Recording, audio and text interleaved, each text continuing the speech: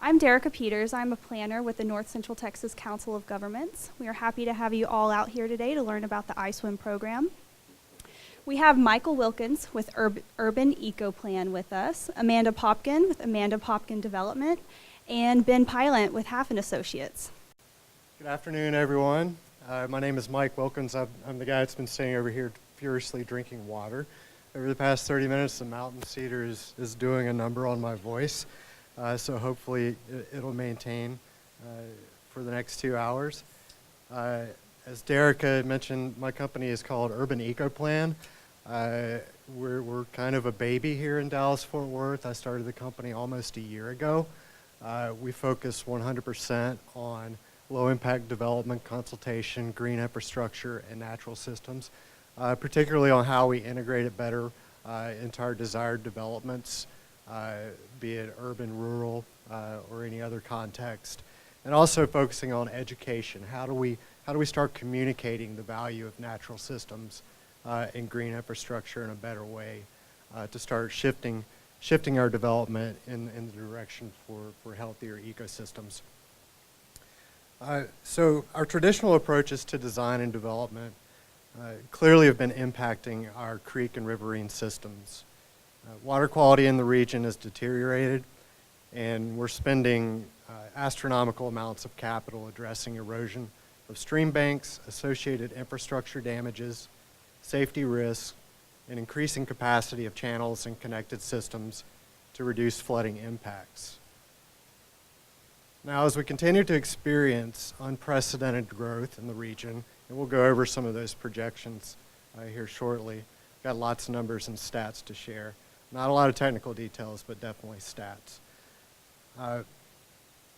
We're seeing this growth in the region, but at the same time, and really over the past, I would say 5 to 10 years, we're seeing a shift in demands of what people want to see with those developments. We're having so many people come from other parts of the country that are looking for more integrated natural systems into their neighborhoods, into their working environments, et cetera. So we're definitely seeing a change in that demand for high quality natural systems that are well integrated into planned developments and reintroduced into existing developments. A stable creek system and a stable river system that includes bike and pedestrian networks, gathering spaces, and connectivity to adjacent developments provides incredible value. These values are easily translated and communicated by measurements in economic performance of surrounding developments, community attractiveness, quality of life enhancement, and environmental function, among other metrics. Over the past several decades, planners, landscape architects, engineers, developers, we've all been developing these sets of tools and guidances that are built to help us meet the demand for these higher performing, balanced communities. We're working together as these interdisciplinary teams. At this point, we're faced with how do we start blending these tools together. By tools and guidance, I'm talking about things like LEED for buildings, LEED for neighborhood development, sustainable sites that landscape architects have been working on for a long time. Specifically, integrated stormwater management here, the program that was developed by the COG it started in 1998 was when it was first proposed. We'll go through a timeline here shortly. Today we're going to focus on specifically integrated stormwater management and also form-based codes. So these are two initiatives developed by engineers, landscape architects, economic development professionals, and they all have similar goals. It's about creating places that people want to live, people want to work, people want to play. They want that quality of life enhancement. They want to see better developments that integrate natural features in a better way. So these are the elements that we're going to talk about. The first part of this workshop, we're going to talk about integrated stormwater management for water quality management, and also a little bit about flood control management. As part of that, we'll talk about water quality management plans by the Council of Governments. We'll talk about Trinity River Implementation Plan, and we'll talk about iSWM specifically. Then we'll talk a little bit about form-based codes. This is more of how buildings relate with the environment. We'll talk about how that best integrates with stormwater management and environmental management, and how we might start working towards that balance when we're working on comprehensive plans, when we're looking on design overlays and design itself. So I wanted to start with just a few questions, because there are a lot of new faces. I've been involved with the Integrated Stormwater Management Program for probably 8 years now, maybe longer. I'm starting to lose count. I'm getting older and older.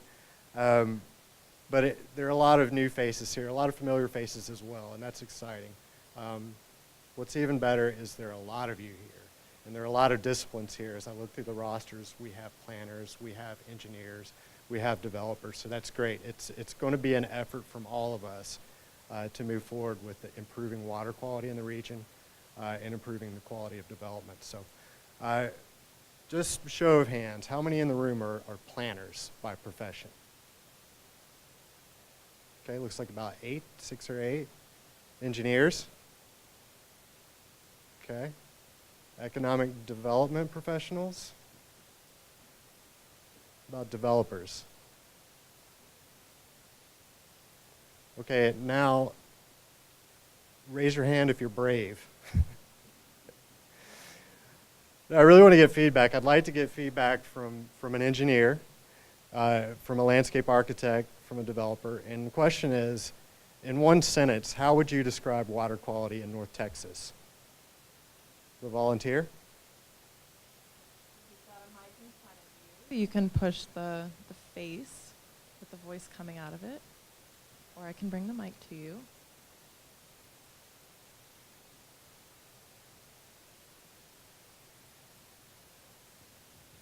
If someone asked you, would you describe water quality in North Texas to be good, fair, or poor, what would your answer be?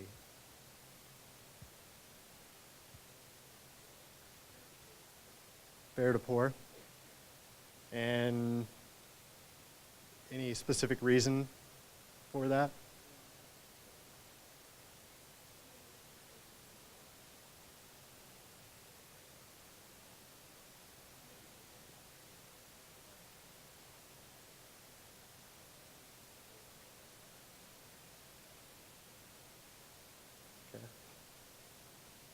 So let me rephrase the question a little bit.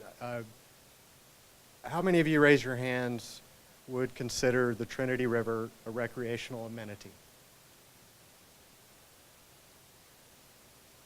We got Amanda, 4 or 5. Yeah. We've got some movies that show in Fort Worth, and people sit on inner tubes in the river. There's a little bit of that goes on. How about Lake Ray Hubbard? Would you consider that a recreational amenity? If you don't want to tear up your boat, watch out for the zebra mussels too. Well, one thing that I've noticed in my years in Dallas-Fort Worth is that you see the large water supply reservoirs where you have boating, you've got activity, and certainly there are many people that want to have their homes on that lake, and it certainly is a recreational amenity. White Rock Lake, people, I would say, consider that a very big recreational amenity with the jogging trails and everything else around that. A lot of sailing. Yeah, a lot of recreational activity in the water and around it. Exactly. But then there's so many creeks that feed into the Trinity River, and the Trinity River, which is somewhat out of view with its levee systems, sometimes are ignored. And we don't really think, is it a recreational amenity? We just don't really know. We don't see it that much. But we believe that it definitely is, and there's a lot of work in the region to make them more of a recreational amenity, more of an amenity to support economic development around it. So these are some of the things that we're going to talk about today. And the 3 main goals is we want you to leave here with an understanding of what are the drivers for implementation of the Integrated Stormwater Management Program. What are the drivers for improving water quality in the region? We want you to understand how the Integrated Stormwater Management Program can help us meet these water quality goals, and we'll get into what those goals are, and how, by doing so, we can start to enhance the communities, new development and redevelopment that go with that. And then, of course, we'll speak of form-based codes, which is a different initiative that's more related to actual building structures that align with that. So here we go. Here's our North Central Texas water quality overview. I told you I would give you a timeline. This all started essentially back in 1975 when the Council of Governments drafted its first water quality management plan. The water quality management plan is updated every year, and it's basically, when it was started, it was looked at as a way to look at how are we going to maintain our wastewater treatment capacity, how are we going to maintain our water supply reservoirs, and keep up with the expected growth in the region. So obviously this changes year after year, and especially over the past few years where our development rates have just skyrocketed. It's something that has to be updated annually. And part of that is looking at how do we start addressing stormwater quality? How do we start addressing the quality of the water that runs into our creeks and into our rivers? And that's where the iSWM program development program was started in 2002. So 2002, the program began, and between 2002 and 2006, the Council of Governments developed what was called the iSWM guidance and criteria manuals, and that was talking about how do we, one, manage our construction sites to keep erosion and sedimentation from impacting our creeks during construction, and how do we start developing controls, what we call post-construction BMPs, design guidance for things like bioretention cells, all these things that are more geared towards flood control and water quality management for developments, and also creating new amenities. So that was originally completed in 2006. So in 2007, the implementation plan, the Trinity River implementation plan, anyone know what that is? Okay, really quickly, the Trinity River implementation plan, which was approved in 2007 after approximately 6 years of development, was a plan that was mandated by the state via the Clean Water Act to develop strategies to restore the Trinity River to a level of water quality that met recreational use levels. The problem was bacteria levels. So indicator bacteria levels are an indicator of the level of water quality and the potential for pathogens in the water that could potentially get someone sick if they were kayaking or swimming or wading and they got water and they swallowed some water or they got water in a cut. So since 1998, when this program was developed, the water quality in the Trinity River from a certain point, actually just downstream of Grand Prairie, hasn't met that criteria. So we'll show that graphically, which is going to be a little easier to grasp what the issue is there. So the iSWM program, again, was first completed in 2006 with the criteria manuals for construction management and for post-construction guidance and design criteria. Since then, we've had 17 communities out of the 66 North Central Texas Council of Governments communities have adopted some form of iSWM. We have 5 cities who have been certified as iSWM Silver certified communities. So those are cities who have adopted iSWM to an extent that goes above and beyond the minimum adoption criteria. So you're going beyond just construction management, you're going beyond flood control management, and you're stepping it up and starting to look at how do we start managing water quality. To date, 5 communities have adopted some form of water quality ordinance into their existing development ordinances. So let's get to the nitty-gritty of how big of an issue is this in terms of water quality. So in North Central Texas alone, out of the monitored creeks and streams, including the Trinity River, including the water supply reservoirs, 50 of those are listed on the 303D list, and that's not meeting water quality that's sufficient for its intended use, be it for fishing, eating the fish, be it for recreating, kayaking, wading, etc. Each of those that make those lists are required to have developed strategies. How are we going to start cleaning that up? You guys familiar with the Charles River in Boston?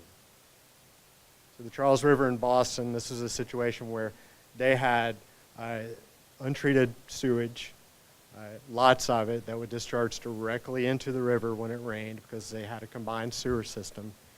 And they were mandated by the Clean Water Act to come up with strategies to clean it up. So they've created green infrastructure plans for their entire city. They've created plans to start eliminating those overflows, to reduce the amount of raw sewage going into the river.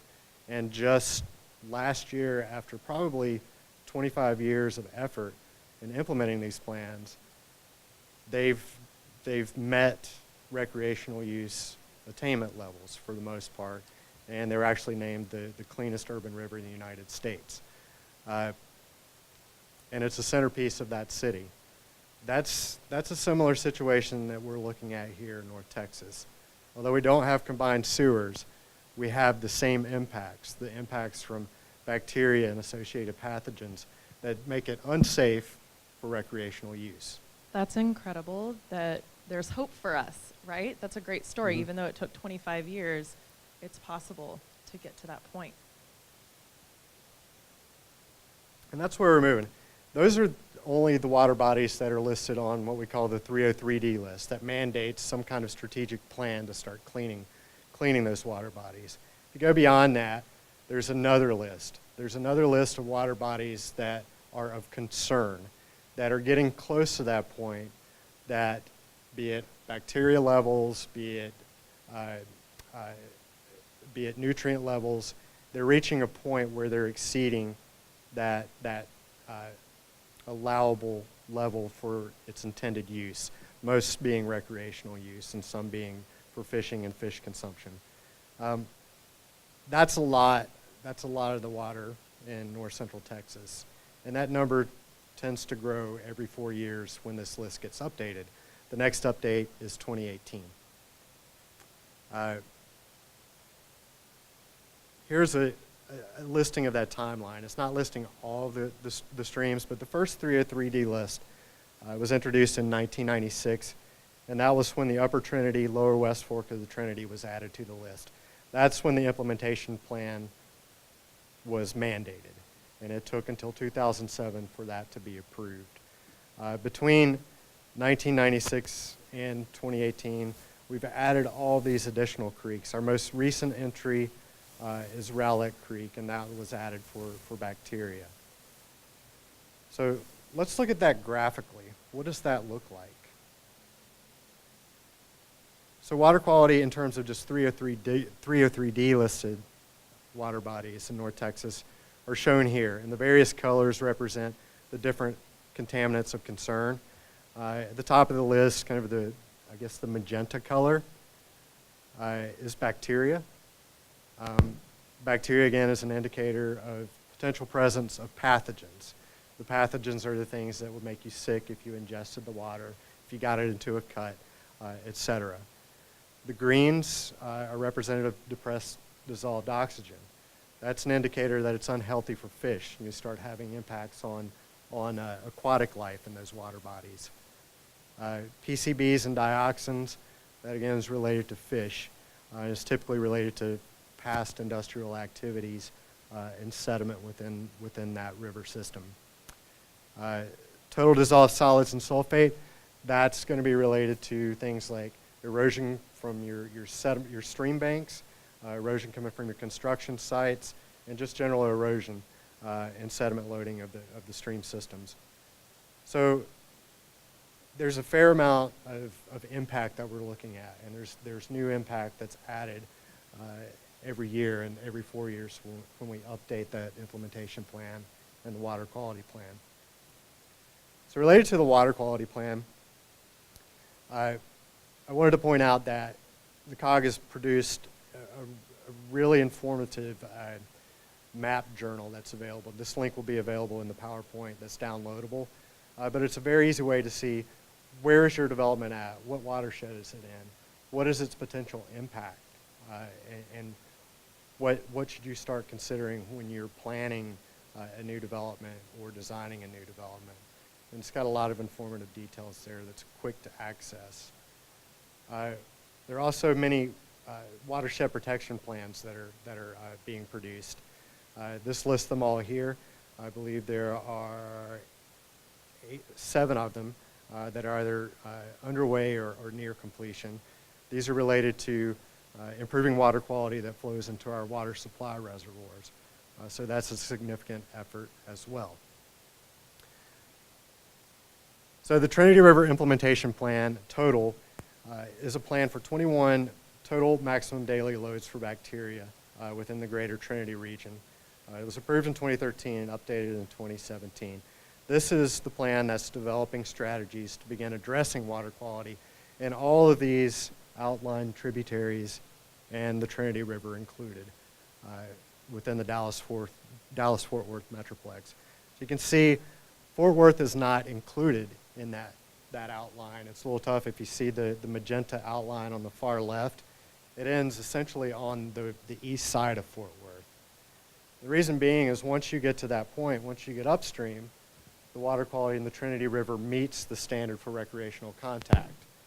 So if you're in Fort Worth and if you're around a development such as in downtown Panther Island, you'll notice that they have events there where people are in inner tubes, and that's because that water quality meets the criteria for recreational use. This is my favorite map in this presentation because you can really see why Dallas's Trinity River has a problem. Because if you think about the water coming into Fort Worth, there's not a lot of development north and west of there. And if you look at Dallas, we're getting all of the runoff from Arlington, Grand Prairie, HEB cities, DFW Airport, everything north of there, it's all running into our river.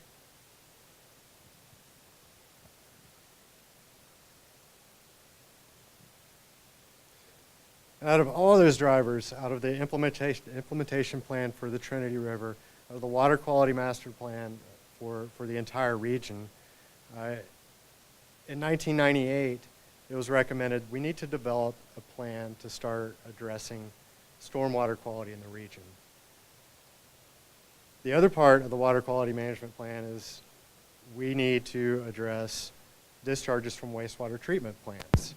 So wastewater treatment plants are what we call a point source discharge. That's where we know precisely where is an effluent entering the Trinity River that we know could potentially have high levels of bacteria, potentially associated pathogens associated with human-sourced waste. That's what we attacked first because we knew that's where we could point out specific locations where the pollution sources were entering the river systems. Stormwater is what we consider a non-point source. It's very difficult to target that. We know we have X amount of wastewater treatment plants. We know we have X amount of outfalls associated with it. That's easy to target those sources and easy to make modifications to those. I say easy. It's easy to determine the modifications that we need to make to wastewater treatment plants to improve the quality of the effluent. With the stormwater system, we have hundreds and hundreds, thousands of outfalls into hundreds of different creeks and tributaries.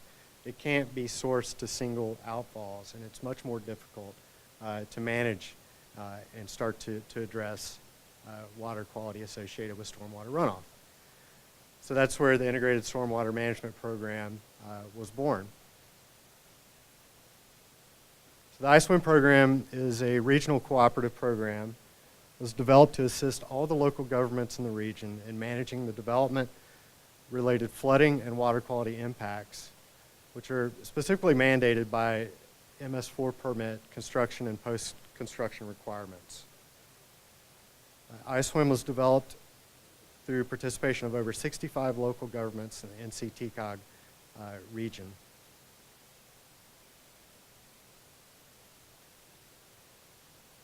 So understanding iSWM and why it is in place is it's imperative to understand all the downstream impacts related to runoff from existing developments and future developments in terms of both water quality and water quantity. So we're going to run through what are those impacts, just very generally. What are the things that we're going to try to address with things like low impact development, with things like what we call the post-construction BMPs, the bioretention basins, stormwater quality ponds, constructed wetlands. Well, it's a lot of things that we want to start addressing.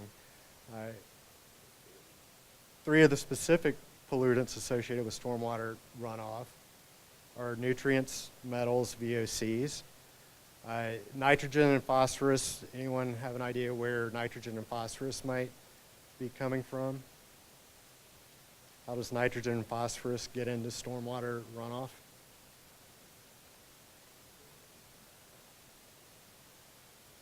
Fertilizer is a big source. Also, just from the atmosphere, nitrogen from the atmosphere that deposits on road surfaces, impervious surfaces. When it rains, you get what we call a first flush runoff of all those accumulated contaminants and nutrients.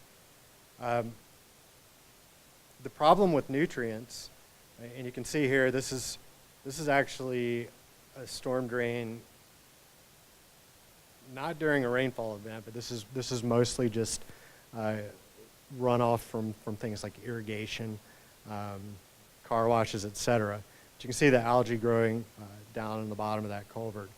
The problem with high loads of nitrogen and phosphorus is that algae growth. When you get into the tributaries and the rivers, that algae growth has multiple impacts. It can lower dissolved oxygen, it can impact aquatic habitat.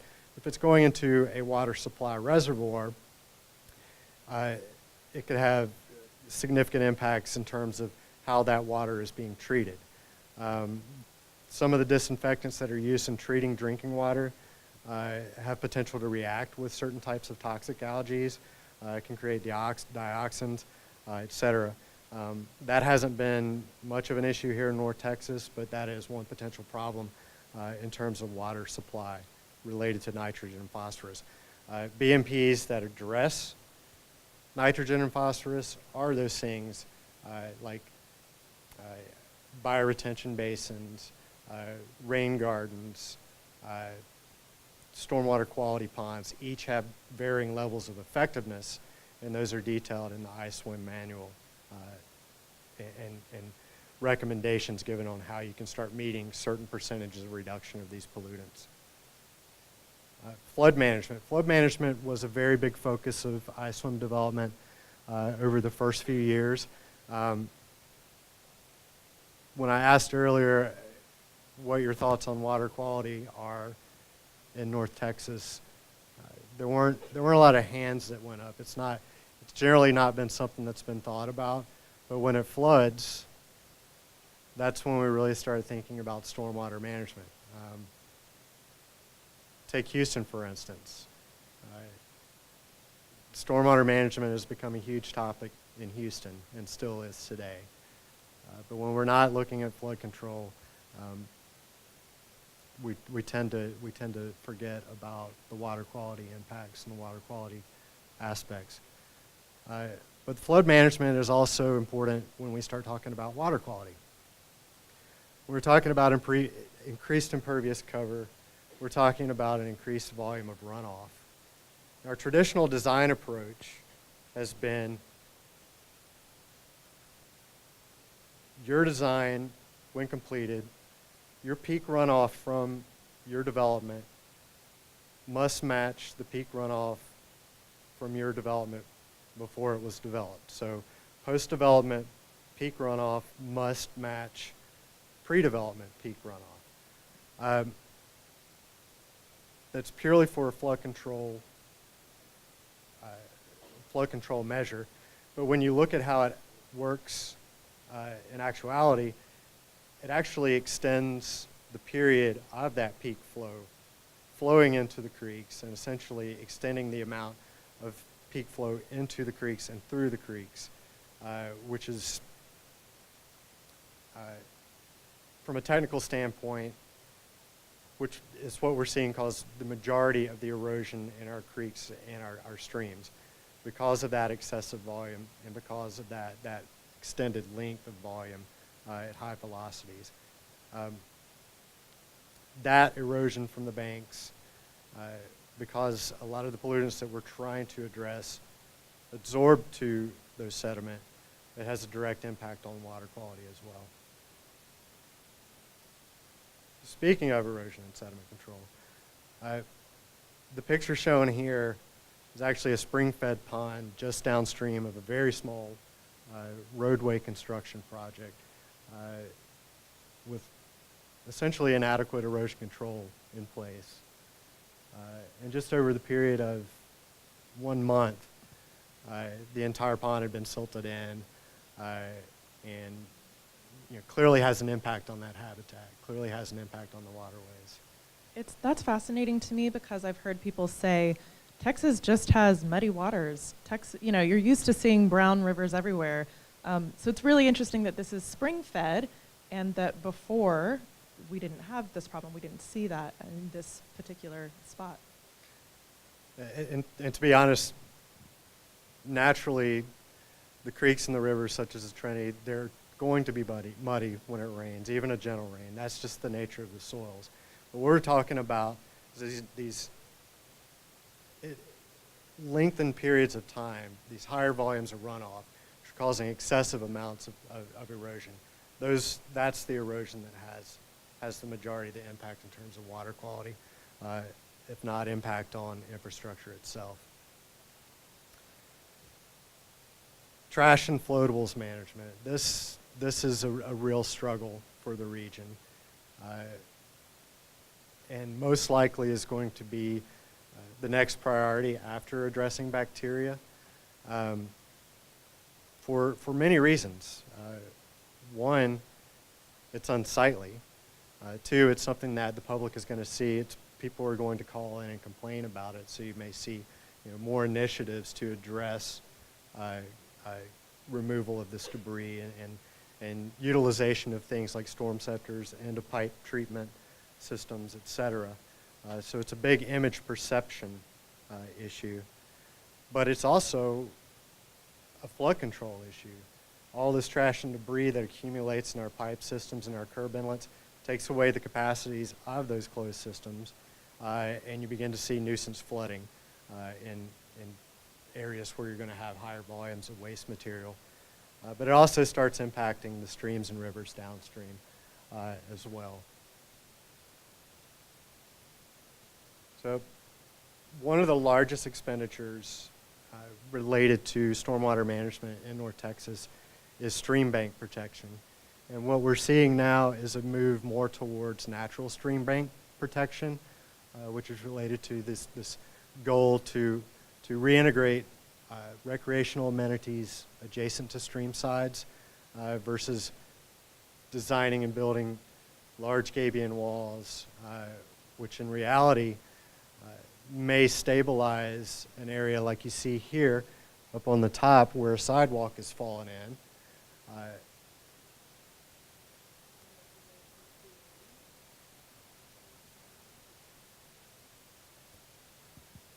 In the back of the picture in the middle, this is the Buckeye Trail. I was down there last weekend, and the sidewalk has literally caved off and is falling into the river, and that part of the trail has been blocked off. We just built this trail a couple years ago. And so impacts to infrastructure such as that, traditionally our first response is to go in and build structural walls. These are typically very, very expensive, and while they may immediately address those structural impacts, be it a trail, a sidewalk, a roadway, or a sanitary sewer line or a water line, it actually alters the hydrology of the creek and can basically push the problem further downstream by increasing velocities and just changing the actual hydraulics of the creek. That's why we're seeing more of a change to natural stream stabilization. How can we stabilize an entire stream system and start to address some of these erosion issues? And finally, addressing the pathogens and recreational use attainment. I mentioned that stabilization of the stream banks is critical. What we're finding is bacteria and associated pathogens typically bind to sediment that are adjacent to the creek systems. If you have leaky sewers, they're going to be leaking that direction towards the creeks and the rivers. When those banks erode, you'll see large releases and large spikes in bacteria. So stabilization in the creeks is critical for that. I mentioned earlier when we were talking about how we consider streams. Are they recreational amenities? Many of them are hidden, so we don't consider them to be recreational amenities. But if you look at those lakes and those creeks that are open, White Rock Creek, if you look along linear parks along the Katy Trail, where these creeks and White Rock Trail, where these creeks are exposed and where there's touch points where people can interact with these stream systems, they're absolutely amenity and recreational assets. So for all the good examples we have in North Central Texas, we have probably tenfold more examples of creeks that have opportunities to become very valuable amenities.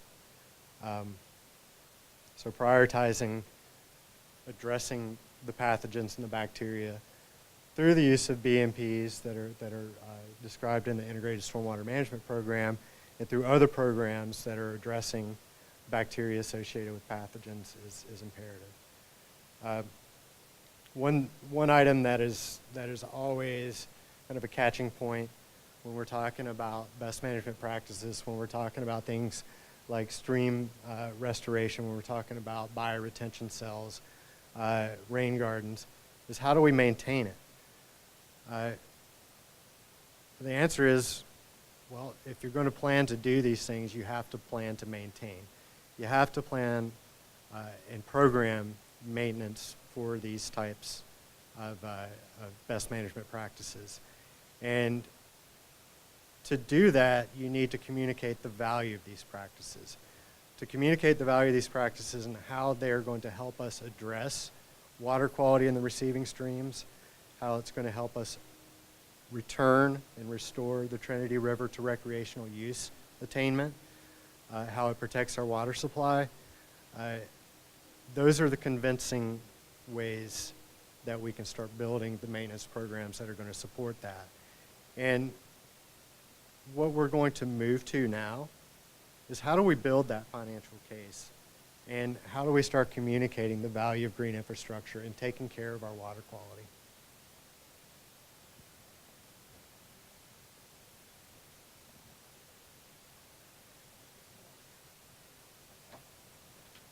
All right. So I wanted to start talking to you guys about, first of all, we've got tools that cities can use to incentivize developers to do what we want them to do. But then there's also this educational aspect of the data that's out there showing that these types of developments that integrate these great stormwater practices create more green environments that can raise rents. So I want to talk to you guys a little bit about that story and the data there. So these are some of the initiatives that we see cities doing to incentivize developers to see the value of spending a little bit more money, time, and energy thinking through these things on their projects. Fee discounts, that is in a city that offers a fee that's connected to imperviousness of the site. Grants for infrastructure projects. Rebates and installation financing. Tax credits, reimbursements. It's often tied to certain needs in a specific geography. Development incentives, zoning upgrades, expedited permitting, reduced infrastructure, stormwater requirements, increases in floor area ratio. We're going to see some really great case studies that have some of these examples integrated into them. Are there other things that you guys may be doing in your city or that you've heard of other cities doing? Crickets. Okay, cool. We'll keep digging into this. So when you've got this developer that you're working with and you're really trying to incentivize them to do things a little bit different, or maybe take your regulations more seriously and really get excited about it, think creatively and embrace it, you've got to remember it. So this is what the developer is considering. He's thinking, you know, does this local market desire or value green development? Are they really going to see the cool stuff I've done and think it's amazing? Or are they just going to tromp through my rain gardens? Am I going to be able to find a banker with maybe some ties to an appraiser that has experience with these benefits and can really appraise my property justly? Am I going to have the marketing potential to sell this as something that I'm doing as an early adopter? Or is it something that everyone else in the region is doing? And how can I kind of create my own story, have a niche in there that's unique to my project? And then, am I placing extra responsibilities, like Michael was talking about? Like, let's keep in mind the maintenance aspect of things. Are property managers going to have an undue sense of responsibility? How do you set things up in a way that the tenants can be a part of it, or maybe don't have any responsibility, depending on, you know, if you have long-term tenants, or maybe it's just a rental property and residents are turning over quickly and you don't want them to like ruin your systems. So there's lots of different parts of this story that the developer is really thinking through that affects all the different phases of their development. So this is one diagram that I got from the National Resources Defense Council's 2013 Commercial Value of Green Infrastructure Report. There's lots of great data in here. If this is the type of thing that you really want to dig into, I just kind of pulled out some quotes from there, but this is a case study of an office complex. But just some of the key points are views of constructed wetlands or ponds can increase rents up to 7.5%. Not just natural areas, but if you really do it right and make it beautiful, it can be really valuable.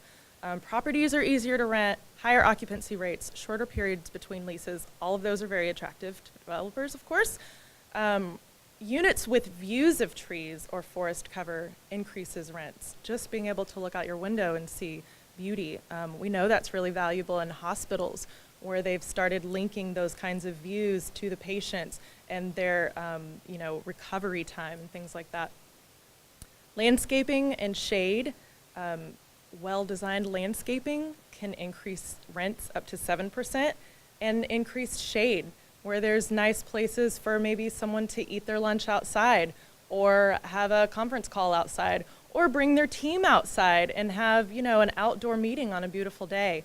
Those things are really valuable. You don't really think about that typically, but there's some intrinsic value there. Conversely, excessive tree cover, visual screening, especially for offices where you've got to find the entrance, you've got to find the name of the office you're looking for. If it's a heavily pedestrian environment where you've got retail, I hear a lot of retail owners talking about, my customers are not going to be able to see my store as they're driving by. And I always try to tell them, you want people to be walking on your street, you want people to like see your shop. And so there's a delicate balance there of good design and how you create a great environment for the people using the building, the business owners, as well as, you know, the pedestrian environment and kind of the context of what you're trying to create. For retail, I was surprised to learn that consumers will actually spend more money, 8 to 12% more on products, will visit more frequently and travel further to shop in these beautiful places that have good landscaping, good tree cover, green streets. I'm sure you're all imagining the places that I'm talking about that have these great like amenities that make you think of it as a nice place to just go spend an afternoon when you've got family in town. Maybe you've got a couple hours to kill. You're gonna eat and drink and hang out a little bit. You need that greenery just to feel comfortable. Urban quality improvements increase retail rents, which is unfortunate for the rentor, but fortunate for the developer, and especially the developer who has spent extra money on making it beautiful. Creating pedestrian-only zones, and those kinds of related improvements can increase rents up to 22%. So my background is economic development, placemaking, and really creating those types of places where human individuals feel connected. And it's not just a large industrial complex with, nice benches, but, those fine-grained details that really make it feel like a beautiful, comfortable place that you'd like to spend your time. And these kinds of details, this stormwater management plan can be one of those assets that really turns a place into a great place where people want to be and they come to spend money, and it adds to your property values and your sales tax in your city, bottom line. And here's another great retail breakdown of a case study where they really get into the nitty-gritty details in this NRDC study about the quantitative and qualitative benefits that are created by things like green roofs, adding more trees, rain gardens and bioswales, even permeable pavement, and adding cisterns for irrigation use. So the residential story is a little bit different, but not much. Apartment buildings with green roofs can get up to 16% increased premiums and rentals and rent rates. Environmentally sensitive buildings, LEED certified or other kind of energy sensitive buildings can see an increase in rents at up to 24% in sales. Conversely, construction of retention ponds that lack attractive vegetation or recreation opportunities can decrease residential property values. I think that's a really important point. We're not just talking about let's do some stormwater. We're talking about let's do beautiful, high-quality stormwater that's really going to make great places. And just a point to add to that, one of the early slides, I think it was the second slide that I showed these giant dry detention basins that were essentially shoved up right adjacent to the floodplain boundary. That's the traditional development that we've been talking about, that we've used things like rational method to calculate that volume to match those peak flows. We've ended up with these giant detention basins that really don't offer any kind of recreational value.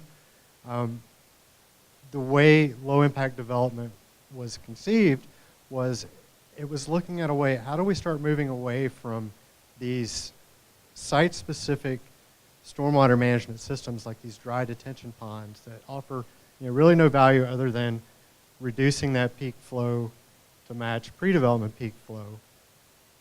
How do we start distributing that volume into new developments? How do we distribute it out and make it more useful? And that's where these low impact development best management practices like bioretention, constructed wetlands, rain gardens, whatever you call them, that's where they came from. These are means to distribute more natural features that are also stormwater management components into your development to where you're not just shoving it all down into a dry detention basin that offers no recreational value or amenity value. Mm-hmm. Thanks, Michael. So essentially, when we're talking about the value that's added to these commercial properties, increased rents, property values, increased retail sales as we saw, energy savings, infrastructure costs, reduced flooding losses, reduced water bills. There are lots of ways that we can talk about, quantify, educate ourselves, and there's lots of different aspects to this. So we want to talk about some specific case studies, as Michael was talking about, and really give you guys a sense of how these things all start to work together. And keeping in the back of our mind that there are also lots of other benefits that we see with this type of development throughout our communities, beautifying neighborhoods, cooling and cleansing the air, reducing asthma and heat-related illnesses, worker health and productivity. I've seen a lot of studies that show people get sick less when they're in a beautiful green environment or have great air quality in their building. Did you want to add something? Yeah, I think the co-benefits are very important because it's, from an engineer, speaking from experience, it's really difficult to explain a TMDL to a councilman or to an economic development professional. TMDLs are important. That's what we're striving for with the implementation of these. What does that acronym stand for? They're very important, but to communicate why LID is important, why BMPs and amenities that address stormwater are important for developments. These are the terms that you need to be able to communicate in. Green collar jobs, that especially is something that councilmen are always looking for. Reduced crime, of all things. In my placemaking work, I find a lot that having a beautiful environment encourages people to linger, and those eyes on the street, as Jane Jacobs called it in her amazing book, Death and Life of Great American Cities, that creates a safe environment. Creating a place where people want to linger, where people want to see other people, that is what makes a great place. And this environment, this built environment, has so much to do with creating those great places. This is a picture from the Bush Public Library, or Bush Presidential Library near SMU. If you guys haven't been there, I just stumbled upon this the other day, and you can tell it's this incredible stormwater retention basin that they've landscaped with these beautiful native plants. And I'd heard a lot about it, but seeing it in person, it was really impressive.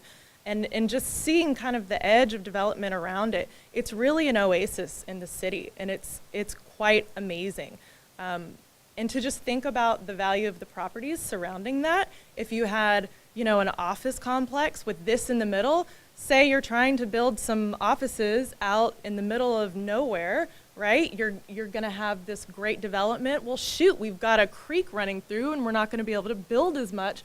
We're not gonna have as much value. If you can retool the way you're thinking about things and really incorporate that into development, there's a huge potential for much higher returns and all of these wonderful benefits that we're talking about.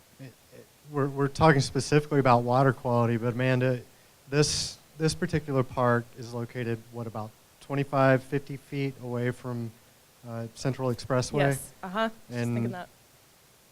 How is it in terms of noise reduction? Did you notice it? Oh, there were birds, there were butterflies. I mean, it's an oasis. Like, you just almost forget that you're in the city, but you can see the high-rises around you. It was really incredible. And you've got that buffer surrounding the greenery with the trees and, the bushes and different things.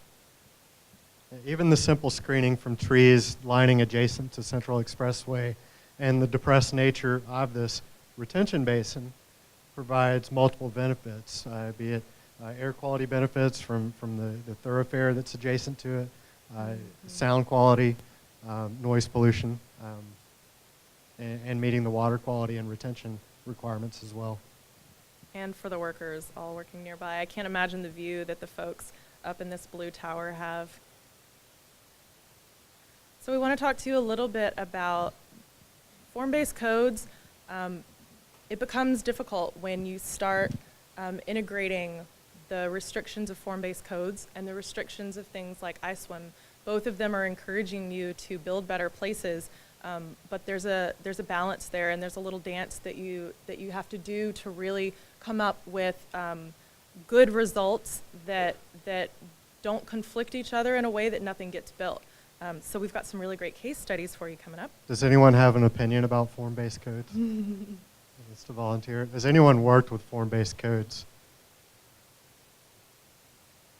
How was your experience? Did you have any? Yeah. Mm-hmm. Was it a larger development or redevelopment plan?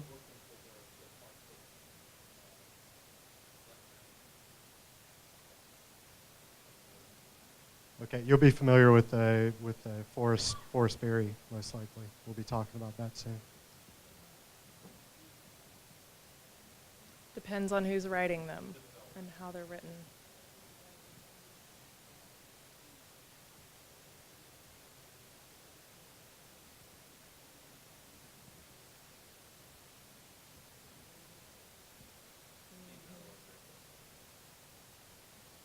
Mm-hmm. So there's a lot of different ways that you can write a form-based code. It's a tool that helps you focus on the built environment. But as you can see in this picture, there are a lot of different types of environments, and it really depends on the density that you're going for, what the street's like, whether it's more urban or rural. the connectivity that you're looking for. Is it a high-speed road nearby, or are you trying to encourage more pedestrian activity? And then the design of those developments. Are you in a single-family neighborhood creating some commercial that fits into it, or are you in a more densely packed downtown area, and then everything in between? So we've got a word for that called transect that talks about those various types of environments that we build in. But first I'll talk to you a little bit about this form-based code. So it's focused on the physical form rather than the separation of uses. Traditional codes look more at density FAR, setbacks, parking requirements, max building heights, and in the form-based code, you're really looking at the street type, the building type, build 2 lines, number of floors, percent built site frontage. Oftentimes, what we hear about conventional codes is that it makes it hard to build good development even if you want to. And so that's really what form-based codes are trying to fix, is allowing you to build more like those historic trolley stops where you've got a naturally pedestrian-friendly environment. It's very walkable. I wanted to Go point ahead. out something really quick here. Stormwater management folks, designers, lots of you in here, right?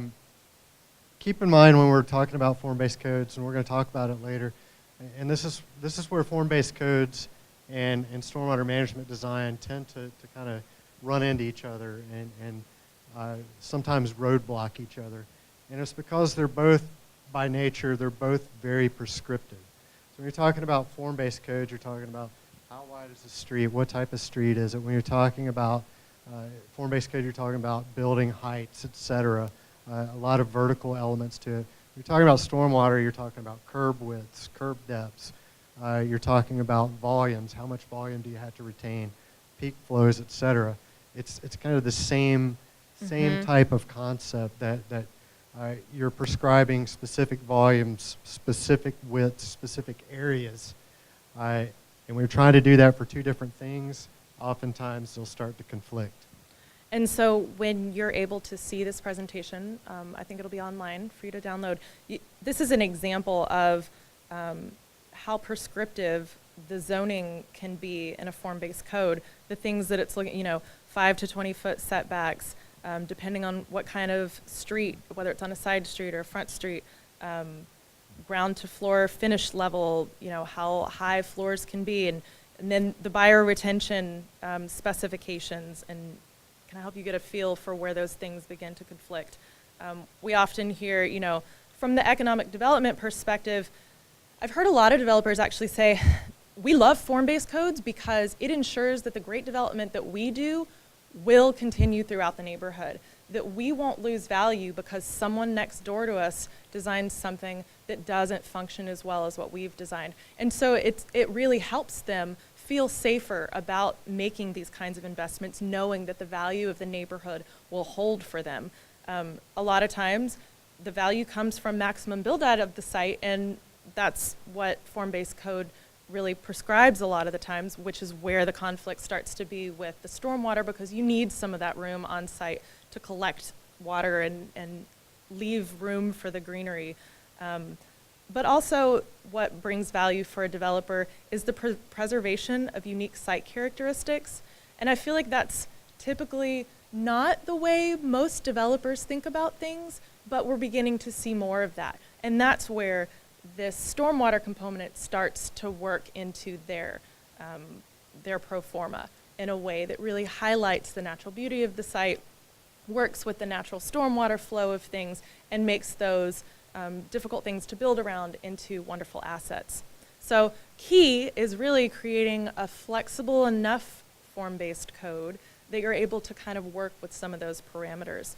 Stormwater engineers, on the other hand, typically seem to think, the requirements for the site and the building really make it difficult to manage the stormwater mitigation priorities while also meeting these other requirements and matching those best practices with these built environment regulations. Things kind of start to fight in your brain, so it makes it difficult. Mm-hmm. We stormwater engineers are very, very flexible, right? Right. I have a specific example, and someone in the room may recall this. This was several years ago. We were dealing with form-based code. We had a prospective developer, a retail developer that was looking at a parcel within the boundary of that form-based code, which was also governed by these stormwater management guidelines with specific volumes, retention requirements, and requirements for things like bioretention, et cetera. This was going through the planning process with the city for close to 2 years, and eventually this retailer bought a parcel about a quarter of a mile away on the other side of the highway and built it there with a giant dry detention basin. So this was a specific example of trying to get, from an economic development standpoint, the specific retailer into your form-based code area, but having the conflicts with stormwater management criteria and having other conflicts related to utilities that can cause some issues. It gets even more difficult when you're working with a retailer that has their cookie cutter layout and their very specific parking layouts. We must have X amount of spaces. So it's not just about flexibility from the stormwater management perspective and the planning perspective. There has to be flexibility from the developer as well. So it's all encompassing. So this is the transect that I was just talking to you about. You know, you've got your special districts where, you know, maybe it's like the Arts District in downtown Dallas, where you've got real specific entertainment needs going on. You've got your urban core, your very, very dense downtowns. You've got your urban centers that are still pretty dense, fairly walkable. You've got your general urban zone. Maybe it's one story, lower density, maybe some historic trolley stop style commercial. You've got your general, that was the one I just talked about, suburban zone, houses spaced out, more car-centric patterns. Rural zone, you've maybe got some houses, they're real spread out, and then you've got your natural zones. And so we try to keep in mind that we want places in all of these transects, and we really want there to be a sensitivity to the context of the place when we're doing this kind of design. And what the transect was developed from, it was actually developed from what was called the ecological transect, where you have more of your natural streams, your higher quality natural areas are further out from the city. That was essentially the emphasis of this and how it was developed. And for the most part, it's a wonderful practice. It's a great way to distribute types of land uses, types of buildings, and create very walkable, high quality spaces. But where it misses the point sometimes in stormwater management, an example would be this urban center zone where they may prescribe things like bioretention cells, et cetera. What if that's on a very high slope? What if there's a specific area in that urban center zone that has topography that doesn't agree with that specific type of implementation? What if there's a creek that actually runs through it? What if you're going to try and daylight a creek in an area that's zoned as a general urban zone? That's where you start seeing conflicts in terms of what spacing requirements with the buildings and how they might align to streets and also natural features that may or may not be there. And in these denser, you know, T4, T5, T6, it may be more practical to do kind of more geographic area retention ponds or other stormwater mitigation best practices versus doing things on each site. And so having an overall plan for the area could be more beneficial than requiring each developer to do things on site. And that's where we're going with the case studies when we get there. We want to show how it's necessary that we're working collaboratively, that stormwater management professionals are at the table with economic development professionals and planners, property owners and developers, and pointing out these are known issues that we have in these zones.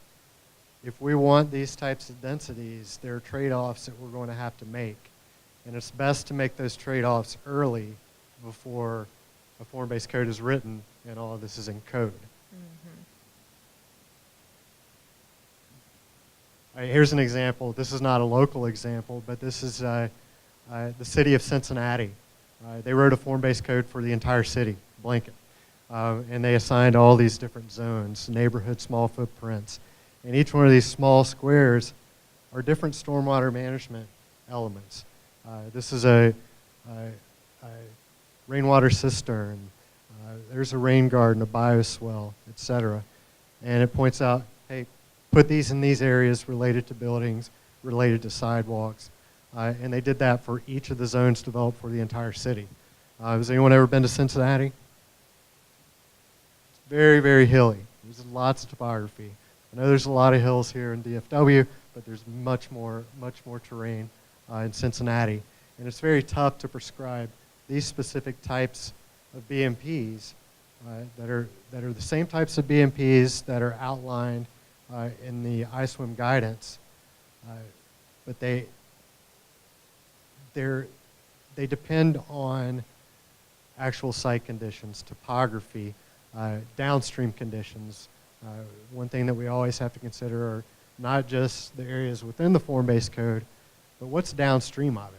Are these elements going to be adequate to start addressing issues downstream as well in terms of water quality and water quantity in terms of flow control?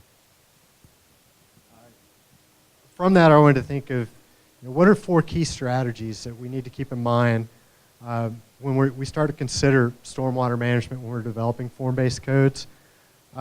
One is understand built and natural systems limitations within the neighborhood and watershed-based development zones. Before you even start laying out types of buildings, types of densities, understand where those buildings are located.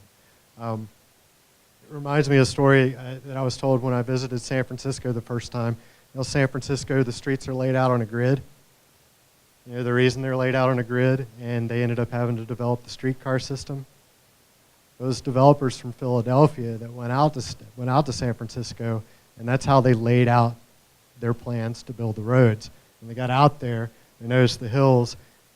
The horses couldn't get all the materials up the hills, so that's why they built the streetcar, so they could make it happen. That's kind of a form-based code that went bad, but it ended up turning into something very special, but we don't want to try that here. Number 2, consider existing infrastructure. Consider the deficiencies in your infrastructure, not just your storm drainage, your sanitary sewer, your water utilities, etc. Again, the topography. What's the land cover like? Are there existing natural features you want to preserve? All of that is going to be impacted by a form-based code and your regulating plan that lays that out. Look for opportunities to locate shared use open spaces that provide stormwater management, recreational use, and amenity. These are opportunities to get away from those single site implementations and those large dry detention basins that offer no recreational value, but also create opportunities for property owners and developers to put their heads together and say, hey, we could potentially get more density if we both partner up and we manage our stormwater for water quality and water quantity together in an area that makes sense, and work through that with the city, economic development, and planning professionals as well. And I really want to reiterate again is consider the downstream areas that may not be located in the regulating zone. You've got to balance the transitions from these form-based code areas and their stormwater management systems and how that translates to the downstream neighborhoods. It may be an existing neighborhood with flood control problems, maybe an existing neighborhood with creeks that have big erosion control problems. That needs to be built into your codes as well. Now's the good part.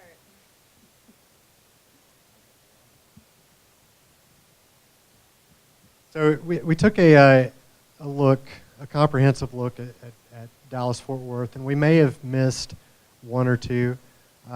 But over the past 10 years, there have been lots of form-based codes that have been developed. The list is here and is provided to you in the downloadable PDF. And I'm sure there are more that are underway. And they vary in scope and they vary in details. Some are Some are very urban, some are transit-oriented. Lots of transit-oriented developments use form-based codes. We're seeing a lot of that ongoing right now, particularly between Grapevine, between DFW and Fort Worth with TexRail coming in.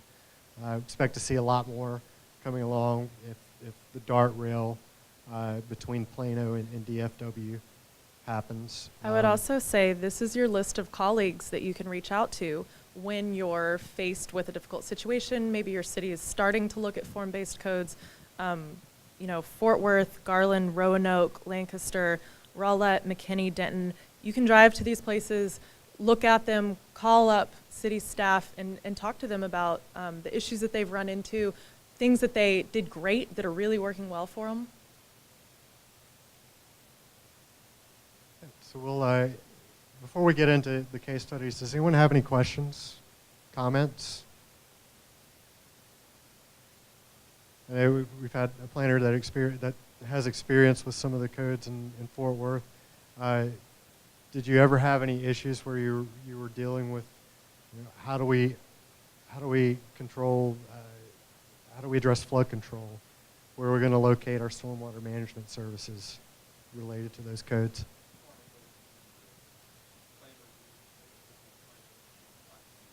Mm-hmm.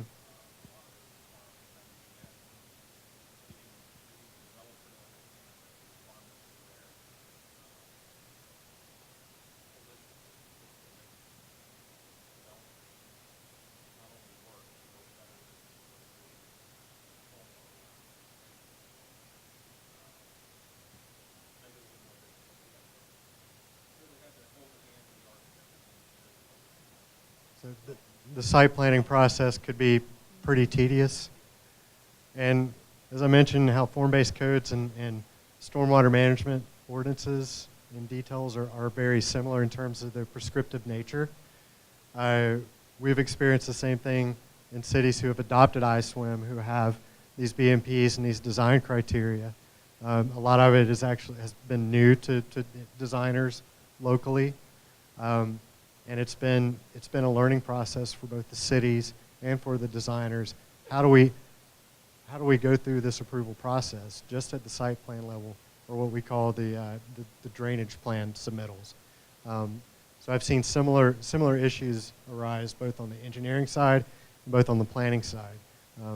Both are very detailed and require very detailed review. But again, it comes down to building in flexibility, and if you have that flexibility, you can start reducing the complexity of those reviews. And we take a breath here for a second. So the first case study that we wanted to discuss is the Barry University, which actually originally was a TOD district. I believe it's going to be, is Ben here? Where did Ben go? Oh, there he is. It was the last stop on the TexRail line.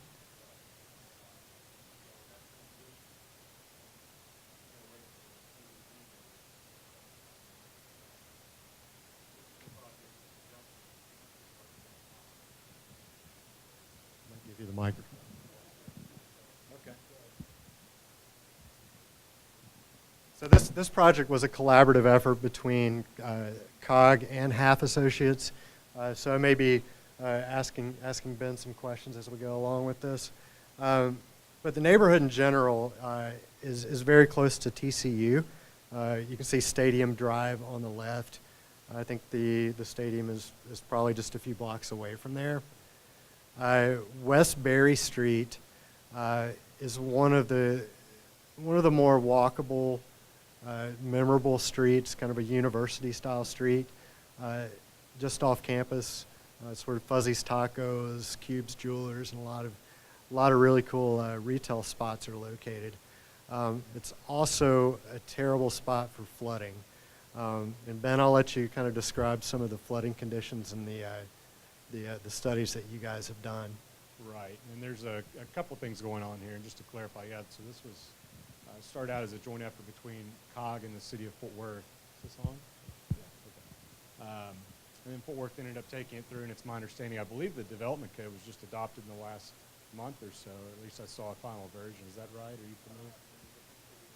Okay, sorry. I'll quit asking you too many questions there. But anyway, There's a date, January 23rd, 2017 on what's available online, the latest. Right, so it's been a big effort. It was originally Code Studio was they were very involved in the development of the form-based code, and it became obvious a lot of the things that Michael has talked about here today, that you can plan out what you want as your ideal development for this area. You can visualize what it would look like, what it would accomplish, what the yields would be, things like that. They did an entire market analysis of what could this area potentially provide in terms of value to the surrounding communities. There was a lot of input. The neighborhood was very involved, but you can miss one of the biggest impacts there, which is the stormwater component. There's about a square mile of drainage coming from the south going through this area, right? And I'm looking at you guys in the back there too. Y'all can jump in. But it's it's an issue that can't be completely solved just inside of the boundary that you see here, right? It's a bigger watershed-based issue. But having said that, there is things that, as this area develops, it would be a missed opportunity to not consider the potential for things that could be done to help solve a problem, right? Or to at least recognize the challenges of the problem as you begin to make your plans, right? This is an opportunity if you look at it that way. And it's stated up front in the code development that one of the priorities here is facilitating the storage and conveyance of stormwater. And that was imperative. That was bought by the stakeholders. They wanted that built into this code development. I've called this the flood management reality. Like Ben said, you may have these grand visions for what this future development is going to look like, what this neighborhood could look like. But understanding the flood challenges that you have in the neighborhood is absolutely important. It's absolutely important to communicate that to the property owners, communicate that to all the stakeholders. And like I said, it's just like trying to communicate the importance of a TMDL to a councilman.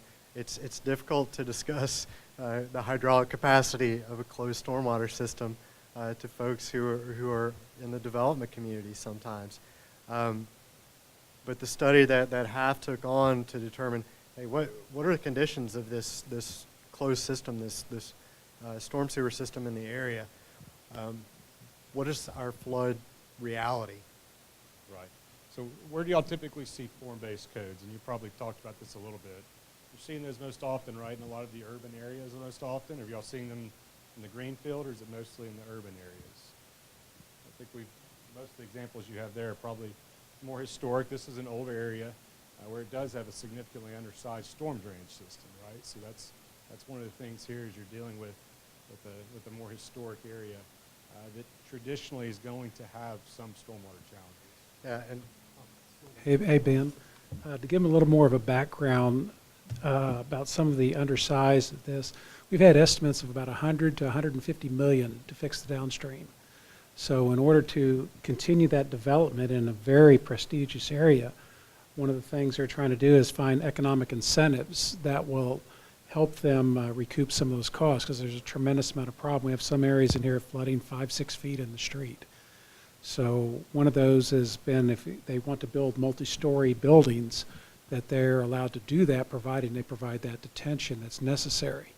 So it gives them the incentive, the financial incentive, to not only help participate, not making the situation any worse, but honestly to try to help alleviate some of the existing problems that we have out there right now. And you'll be able to see this in the PDF you download a little better, but you can see where the creeks are labeled here, and you can see where the storm drains are labeled. They're essentially along the same line. So where it shows the creeks, that's where the creeks used to be, and they were replaced by very small storm drainage lines. But as the area developed, they weren't adequate to carry a 100-year flow by any means. The existing system capacity of these underground pipes where the creek corridors used to be can only handle 1.25 inches in 1 hour. And I believe that's about a 2-year storm event. So it's nowhere close to what you would consider a 100-year storm event. And what we've seen historically here, with one of the last bad floods in the area, they received 1.8 inches in 1 hour. I believe that's close to a 10-year storm. ish. There is 2.5 feet of flood depth at Berry near Sandage. So that's one of the darker blue areas there. That's where you had flood damage in some of the retail establishments. You had stalled cars, et cetera. Again, that's with just a 10-year storm event. So the system is woefully inadequate. And as you mentioned, to upsize it to convey a 100-year storm, there's no way that you could do that financially. So building this into the code development was imperative. I'll cycle between these two. This map is showing the new form-based code and the codes associated with it. You see the darker gray that have the BU that stand out pretty clearly. Those are kind of the denser areas. They're also the areas where a lot of the more significant flooding has been historically observed. It's also the areas closer to Berry Street where you're probably looking for more dense development, potentially higher rise development. But there is a close association between this layout and the actual stormwater conveyance system and its issues. One thing I saw that Halff did really well in their report where they're communicating the flood management reality to the stakeholders, the non-engineering crowd, is they took this image of Amon Carter Stadium and they said, okay, if we're going to manage 2.5 inches of rainfall without flooding, this is the amount of storage that we've got to have within this area to store that water and release it over time to manage just 2.5 inches of rainfall. That's the 100-year storm, correct? In 1 hour. All right, no, actually, I'm sorry, that's slightly above the 10-year. The 100-year storm in 1 hour is 4 inches. So if we're talking about managing a 10-year storm event, you'd have to fill up the entire bowl, the lower bowl of Amon Carter Stadium. Twice if you're going to manage 4 inches. So it's an enormous amount of volume. So you imagine distributing, where are you going to distribute all that volume? It's an enormous challenge. Ideally, you're distributing it throughout the entire area. So what that led to is, one, let's look at what are our realistic stormwater management options. And there are a lot of them listed here, but at the top of it is kind of the larger scale regional detention and potential for multi-use or permanent pool facilities. So we're talking more amenity type management structures. Integration with this larger scale redevelopment plans as shared public spaces. There are also other needs in this area. There are parks and open space needs. And that's one of the departments that I've actually left out of this conversation. I didn't mean to. But along with the planners, economic development folks, you absolutely need to get your parks and development, parks and recreation groups involved too. Because they can help you dream up even better opportunities that will create better spaces. Daylighting streams. So I showed you where the streams used to be and how they were replaced by pipes. Something that's gathering steam in certain areas in DFW is, how do we start restoring these streams, bring them back to the surface and redevelop around them? Guess what? That's an expensive proposition. Typically, if the pipe's been put in the ground, you've got many developments that have already been developed around it, if not over top of it. So when you start talking about daylighting streams, as good of an idea as it sounds, keep in mind it's always going to be very, very expensive. And finally, green infrastructure. Some of these best management practices that are outlined and detailed in the Integrated Stormwater Management Criteria Manual, the smaller things, bioretention cells, constructed wetlands, et cetera. These are the distributed systems that you want to look at opportunities to distribute those out into your development area. It's not a one-size-fits-all. You can't make every street a green street, but some streets may be more ideal than others, particularly those that have more of the nuisance flooding, where you have smaller depths of flooding that you see. When you can create small depressions that create amenity along that street, that storage will actually add up. But don't go in dreaming that you're going to turn every street into a green street. It's just it's not economically feasible for the most part. So the incentives, that was one of the unique aspects of this form-based codes. And they're laid out here, they're laid out in the PDF that you can go through each one of them. But there are two specific incentives that stand out. In some of the areas that were zoned as residential RA3,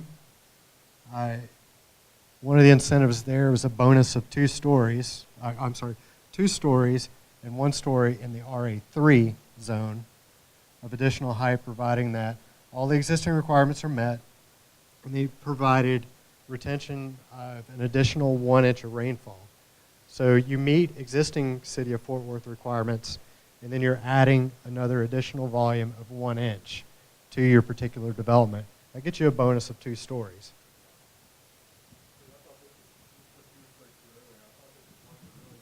Accomplishment to be able to see how that came about. I'd be interested just to know how that conversation came about and evolved, ending up with this incentive being developed, if you wouldn't mind. Yeah, actually, we had meetings with some of the developers, and after we explained the situation, the problem, obviously it's a very prime real estate, we all just grouped up together and tried to figure out ways to kind of meet halfway, and they were very instrumental in coming up with these ideas. So, getting your developers involved in the process. And I want to clarify one thing I said earlier about be careful who writes the form-based code.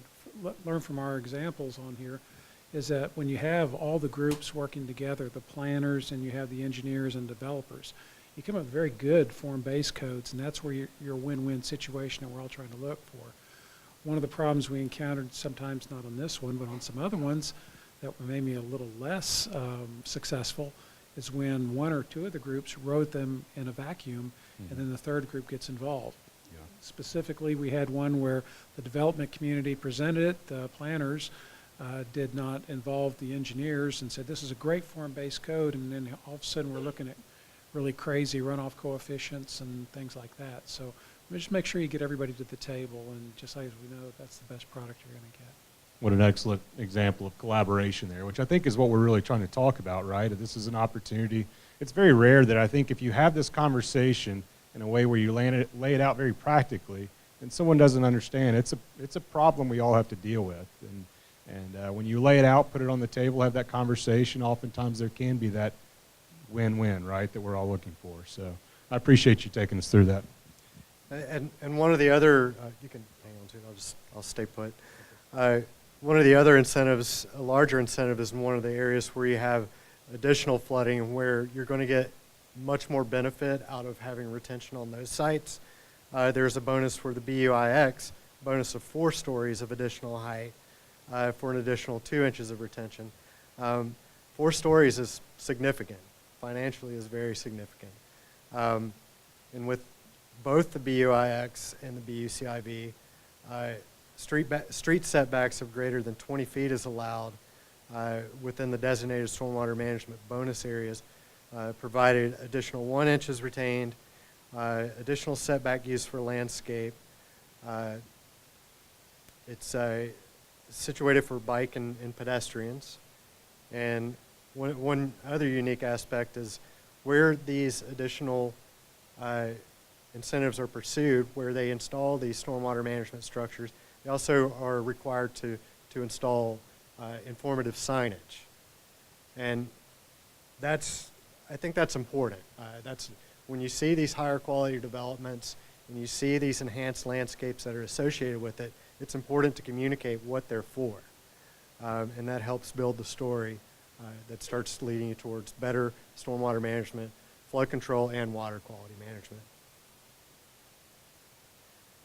Just before we wrap up that case study, is that, did you want to add just kind of an update where things are with that? You found it to be successful to date?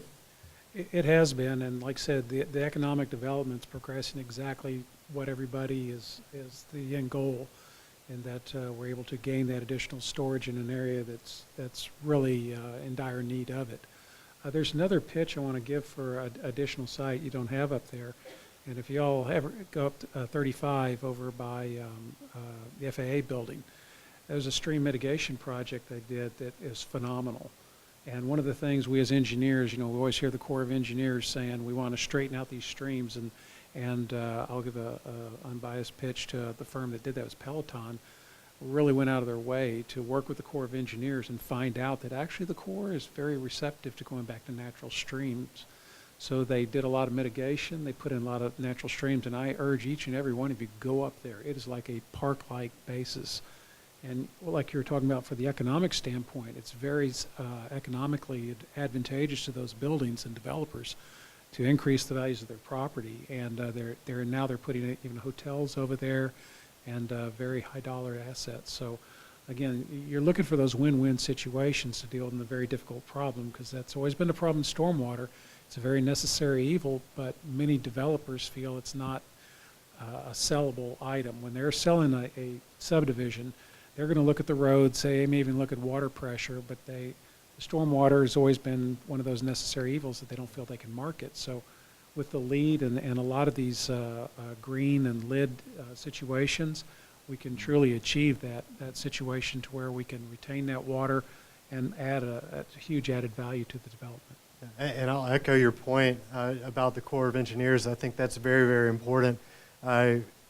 I've been in DFW since 2001, and I remember the first time that I mentioned, hey, why don't we consider moving this channel or meandering it? I was told, no, we're not dealing with that, because it's been ingrained into us that if we're going to approach the Corps about doing something with the stream, even if it's natural, that there are going to be impact fees, or they're not going to allow us to do it, it's going to be too expensive, mitigation fees, et cetera. But the fact is, many of the channels in DFW, just the natural, what appear to be natural channels, have been modified already.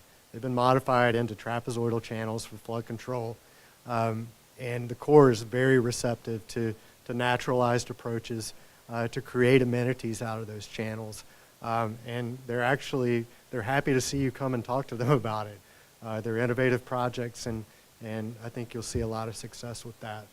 If I could add to that project that Steve was referring to by the FAA building, that was actually a stock pond that was there that the developer would have had to pay to rehab to meet the TCEQ standard, and they found it more cost beneficial to remove the pond and then also meet the mitigation credit requirement. So it was a multiple win-win situation there.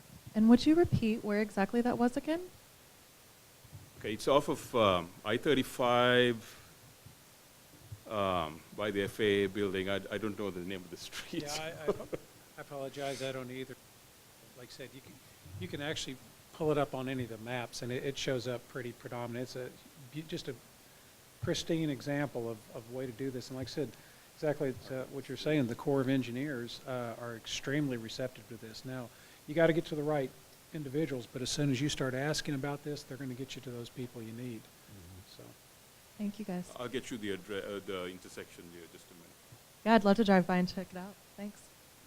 Yeah, and the ideal condition is where you're working with the stream where you've got lots of room on either side, and you have those opportunities to open it up and renaturalize it. It gets tougher when you have streams that aren't necessarily in an easement. A lot of times you'll find streams that have been modified and they're running in between the backyards of residential properties or commercial properties. That's when it gets very difficult to do that, and you kind of get stuck with more of the structural controls.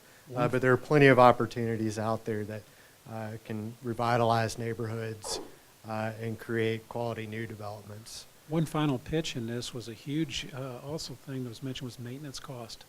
Because when you look at what it costs for the annual mowing, they went with natural grasses and their selection to where it's virtually maintenance free.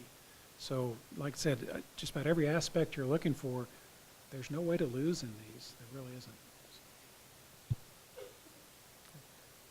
Got a few minutes. Does anyone have any questions about this Fort Worth case study? thoughts or comments? I think it's great, and I think it's going to be a good example to follow moving forward. The next example, or next case study, this is a brand new example, and this is more of a greenfield focus. This is the Frisco 380 design overlay. It's not necessarily the development of a form-based code yet, but it could be a precursor to that. And what it is it's looking at the 380 corridor, which is essentially at the now terminating point, or actually maybe the tollway is already extended past it, but it's not too much further. But just on the border of Frisco and Prosper, it's essentially the last 3,500 or so remaining greenfield acres remaining in Frisco. And Frisco has seen enormous growth over just the past 10 days, honestly. And they understand that preserving the existing natural corridors that they have, and in this case, in this area, you have two natural corridors. You have Parvin Branch and you have Panther Creek. These are corridors they want to preserve, and they want to integrate it into the development that's going to occur very rapidly along the 380 corridor. Highway 380 right now is being designed as an elevated freeway between Denton and McKinney. So this is happening very, very quickly.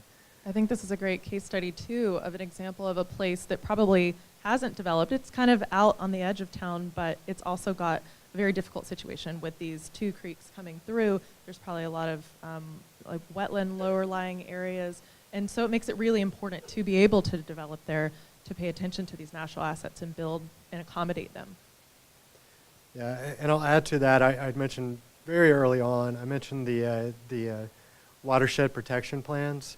There are other plans that the Council of Governments have worked on with entities like the Trust for Public Land, which are called green prints, which are basically identifying all these important natural resources that exist within these watersheds that discharge into important water supply reservoirs. In this case, Panther Creek and Parvin Branch are major tributaries that discharge into Lake Louisville. So it's a very highly environmentally sensitive area. And they completed the green print on that, I believe, in 2015, 2014, several years ago. But it's been extremely helpful to use their report as we've gone into developing this design overlay, because they've already identified all these important natural features that are available for free on the web that you can find within 10 minutes that we know are critical for us to preserve.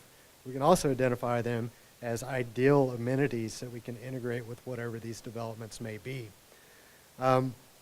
What's been very interesting to me is going through this process, and we're very early on, I think we're about 3 months away from completing this plan, is the shift in opinions from leadership, the shift in opinions from council members, from folks that have been put on this overlay development committee about what they want to see this area be.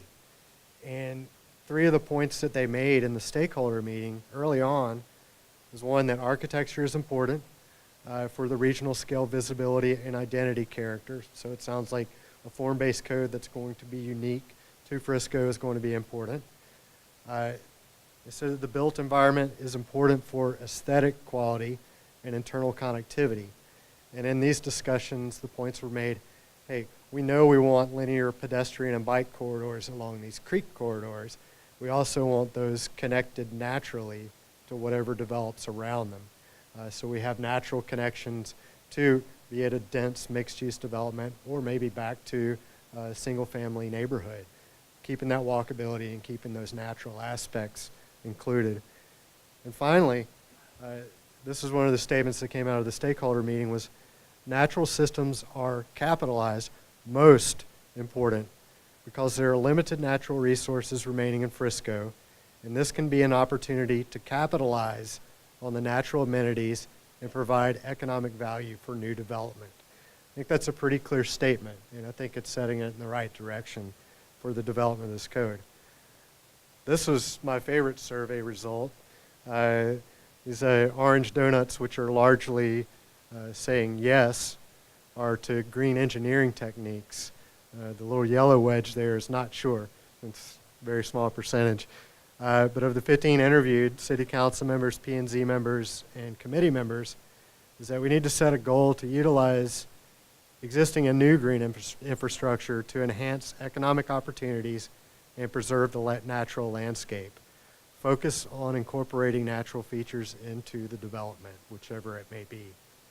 So that's a huge, for me, it's a ground shift in the way of thinking about development in Dallas-Fort Worth, particularly in a greenfield area. And I think it stands out as something that's going to continue, not just in greenfields, but also in redevelopment corridors, as we're seeing with the Forest Berry area. I included this map. This is a map that I put together really quickly when we started the process, and I utilized data that had already been collected by the Council of Governments through the green printing exercises, utilized data from Texas Park and Wildlife, and very quickly identified all these natural features, both drainage features and plant features, that would be important for stormwater management, for water quality management, air quality management, and creating integrated amenities.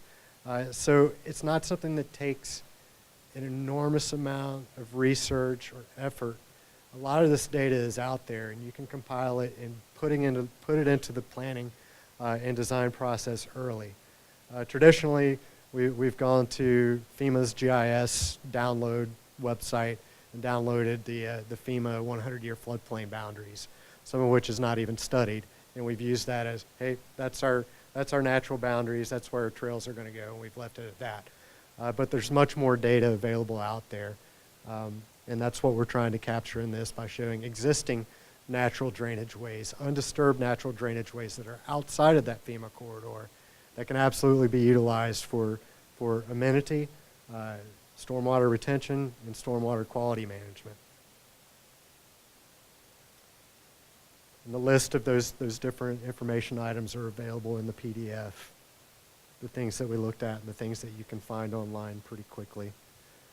It looks like we have about 10 minutes left. I just have one quick one remaining. Does anyone have any questions about the Frisco 380 process? What we're doing, what our goals are, what you think about it? You think it's a good idea? Does it seem easy to you guys? Did that seem like an intuitive process to come to these conclusions, or are there still question marks in your head, like how does this come together? Everyone's following along pretty well. We're good? Okay. We're all awake. Okay, just a few more minutes. My voice is somewhat hanging in there. I know it's kind of droning and in baritone at this point. But the last case study that I have here is the city of Saxe, the President George Bush District, Turnpike District.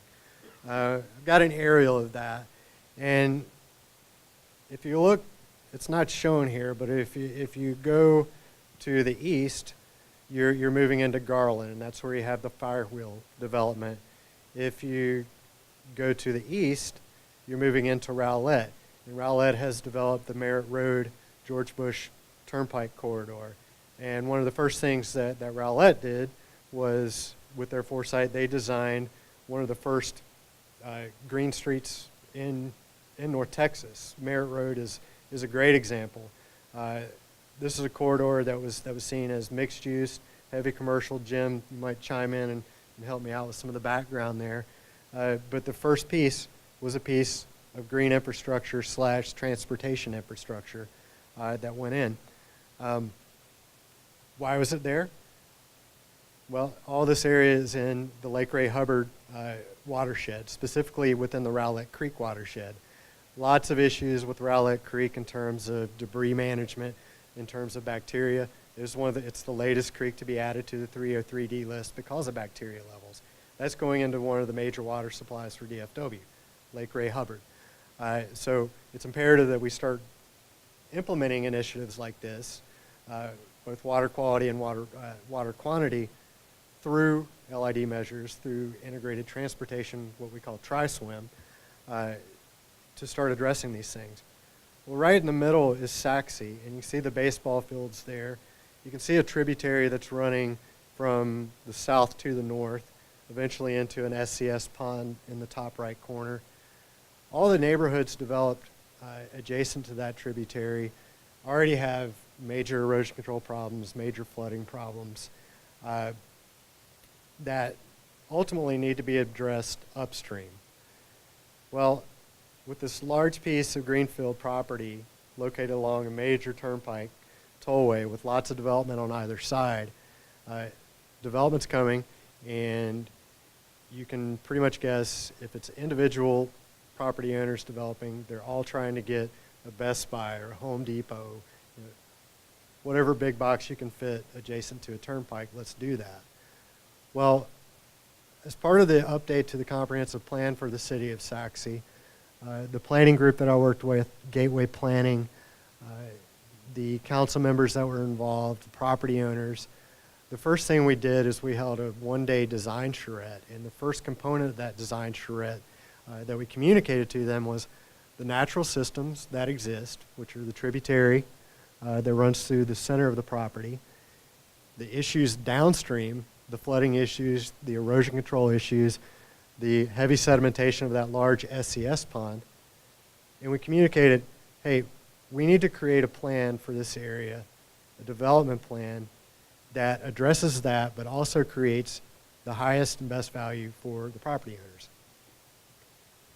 And showing them that within 4 months of that design charrette and discussions with those property owners where we'd gone for years and years, I believe it was 10 different property owners, all chasing the same different type of big box development.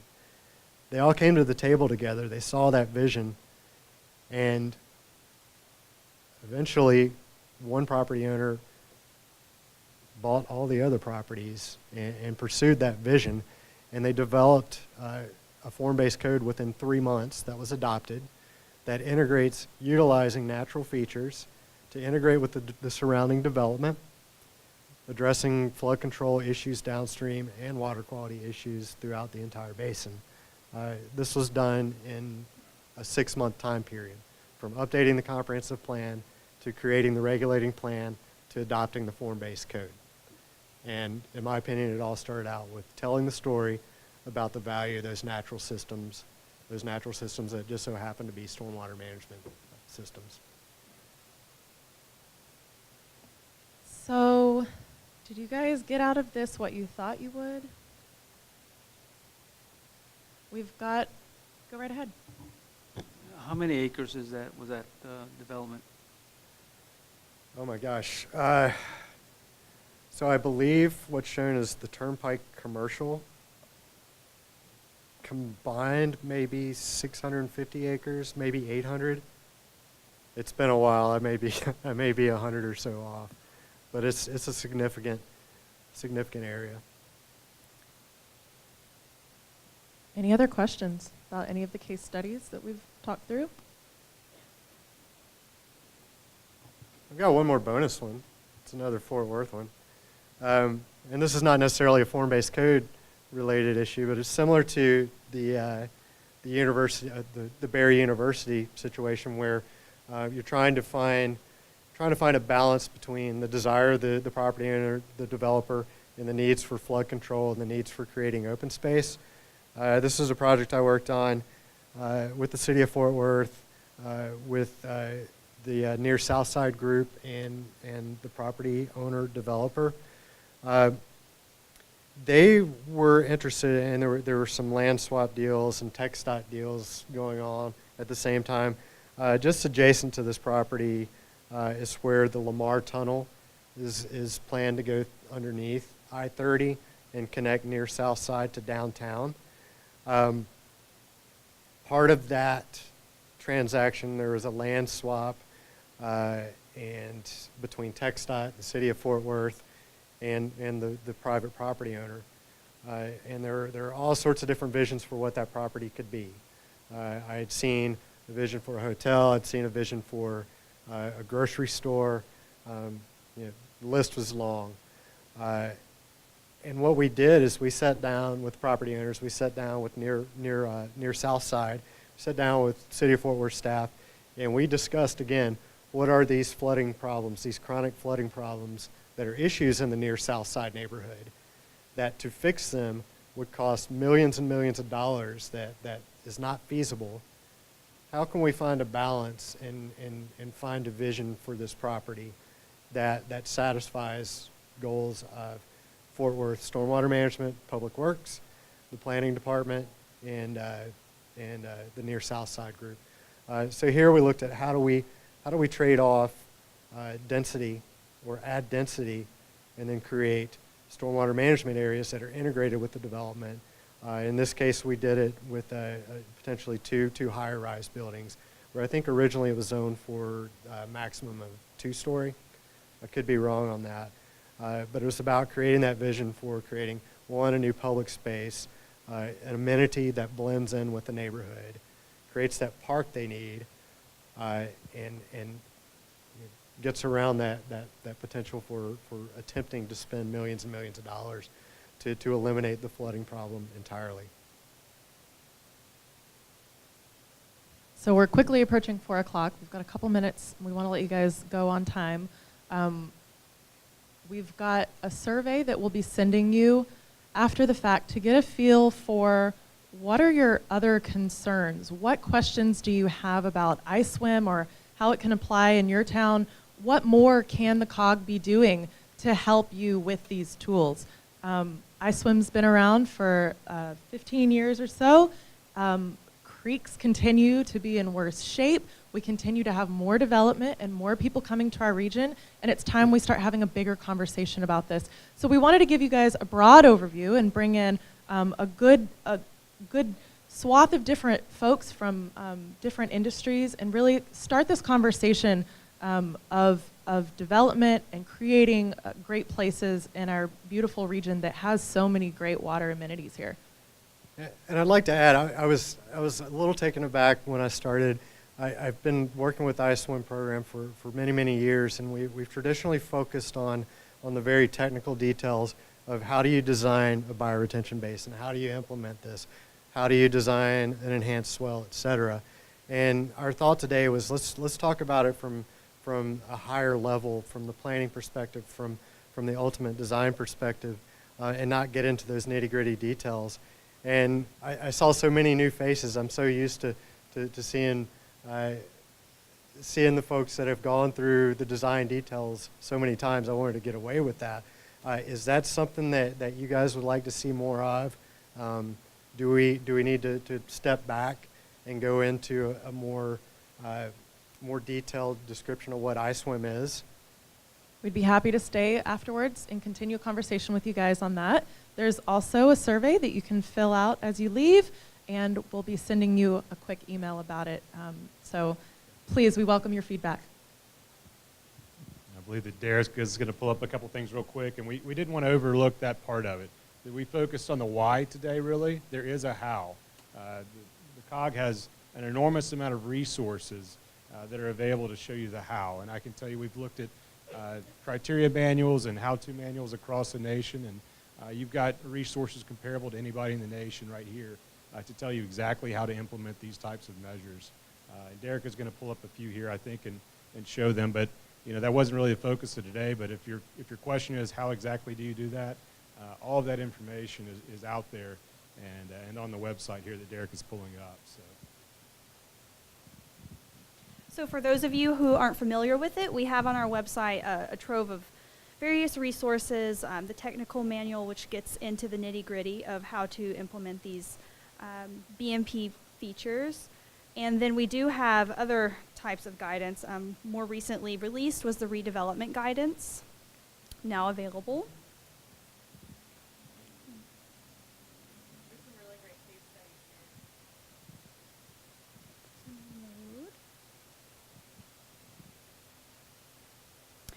So yeah, I just encourage you to peruse our website to see if there are any additional